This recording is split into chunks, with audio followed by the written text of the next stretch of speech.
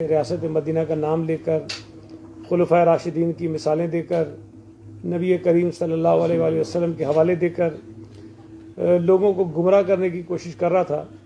وقت کے ساتھ ساتھ وہ ساری چیزیں اس کی کھل کر سامنے آ رہی ہیں کہ وہ مکاری کر رہا تھا، جھوٹ بول رہا تھا اور دھوکہ دے رہا تھا۔ میں سمجھتا ہوں کہ یہ ہمارے پورے ملک کے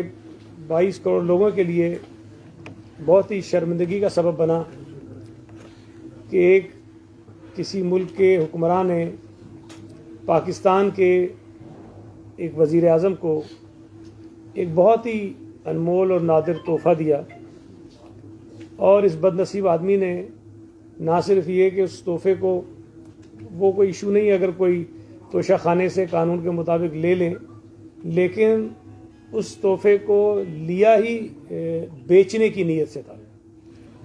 اور یہ بات بھی اب ثابت ہوئی ہے کہ توشہ خانے میں جو پیسے جمع کرائے گئے تھے وہ پیسے بھی ان صاحب نے خود نہیں دیے، وہ بھی کسی اور نے دیے۔ اور جو چیزیں اب تک سامنے آئی ہیں، آپ کی میڈیا کے ذریعے آ رہی ہیں اور کافی مستند شواہد کے ساتھ آ رہی ہیں کہ وہ گھڑی اور وہ پورا سیٹ جس میں پین بھی ہے، کفلنگز بھی ہیں، رنگ بھی ہے، ساری چیزیں ملا کے اس کی قیمت جو ہے وہ کہتے ہیں کہ 10-12 ملین ڈالرز ہے، اور یہ پیسے اربوں میں چلے جاتے ہیں۔ اگر 10 ملین ڈالر کو آج کی کنورژن جو ہے ریٹ ڈالر کا ہم اس پہ نکالیں تو یہ 2.25 ارب روپے بنتے ہیں، اور 2.25 ارب روپے کی جو ایک قیمتی شے تھی، ان صاحب نے 2 کروڑ روپے میں اس کو توشہ خانے سے اٹھایا، 10 کروڑ روپے اس کی قیمت لگوائی توشہ خانے سے کہ 10 کروڑ کی ہے، 20% اس کا ادا کیا، اور بقول ان کے جو ایک جعلی رسید لے کے پھر رہے ہیں ہاتھ میں، 5 کروڑ 10 لاکھ روپے میں انہوں نے اس کو فروخت کر دیا۔ وہ رسید آپ نے اگر دیکھی ہو تو آپ کو حیرت ہوئی کہ کبھی اگر آپ سبزی بھی لینے جائیں نا، فروٹ لینے جائیں، تو فروٹ والا بھی لکھتا ہے کہ جی سیب 1 کلو 100 روپے کلو ہیں، انار آپ نے لیے ہیں 2 کلو لیے ہیں تو کہے گا 100 روپے اس کا ریٹ ہے، 200 روپے بنے اس کے۔ تو کچھ نہ کچھ تفصیل اس فہرست میں، اس رسید میں وہ ضرور دیتا ہے۔ یہ 5 کروڑ 10 لاکھ روپے کا سودا کیا انہوں نے، اور اس میں کچھ نہیں لکھا ہوا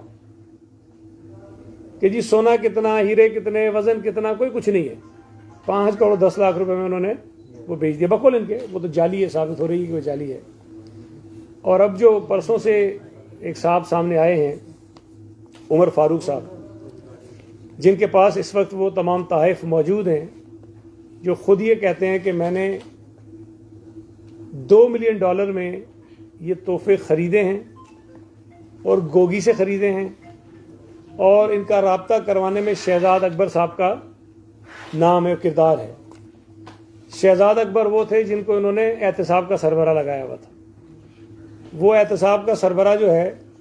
توشہ خانے سے چوری ہوئی اشیاء جو ہے وہ دنیا بھر میں لے کے بیچ رہا تھا، اسے دکان کھولی ہوئی تھی۔ اور اگر ہم یہ بھی مان لیں چلیں کہ جی وہ 10 ملین ڈالر کی تھیں، چھوڑ دیں 2 ملین میں انہوں نے بیچ دی، 2 ملین ڈالر بھی اس وقت کے حساب سے تقریباً 30 کروڑ روپے بنتے ہیں پاکستانی۔ اور عمران خان صاحب نے 5 کروڑ 10 لاکھ روپے ڈکلیئر کیا کہ جی میں نے یہ اتنے میں بیچی ہیں۔ اور دلچسپ بات یہ ہے کہ اپریل 2019 میں یہ سارے تحائف بیچے گئے، اور مئی 2019 میں وہ جو گوگی صاحبہ ہیں، وہ عمران خان کی جو ایمنسٹی اسکیم آئی اس میں 33 کروڑ روپے انہوں نے اپنے جو ہیں وہ ڈکلیئر کیا، اس کو وائٹ کرا لیا۔ یہ ساری چیزیں آپ اگر ان کو جوڑیں تو یہ کہیں نہ کہیں اس کی جو کہیں نہ کہیں آپ کو اس کے کنیکشن ضرور ملیں گے۔ اب اگر ایک آدمی جس کا نیریٹو یہ ہے کہ باقی سارے چور ہیں اور یہ فرشتہ ہے، اور اس کو کیا ضرورت ہے پیسوں کی، اس نے تو ساری زندگی پیسے کمائے ہیں اور اس نے تو بہت ملک کے لیے نام کمایا، اور اس طرح کے ڈرامے کرتا ہے وہ۔ اور یہ بات بھی ثابت ہے، اگر ہم اصل رقم چھوڑ بھی دیں جو اس نے ڈنڈی ماری ہے، جو ہاتھ مارا ہے اس نے، اس کو چھوڑ بھی دیں، تب بھی वजीर आजम बनने से पहले इसकी उम्र 66 बरस थी। 66 बरस की उम्र में इस आदमी ने जितना पैसा कमाया है, जो ये कहता है मैं काउंटी भी खेला, मैंने पता नहीं वो गेंदे भी बेचता था, बल्ले भी बेचता था, ऑटोग्राफ लगा के अपने, और पता नहीं क्या क्या धंधे इसने किए, लेकिन उन सारे धंधों से जितना पैसा इसने कमाया 66 बरसों में, उससे ज्यादा पैसा इसने वजीर आजम बनने के बाद 4 महीने में कमाया, सिर्फ 4 महीने में।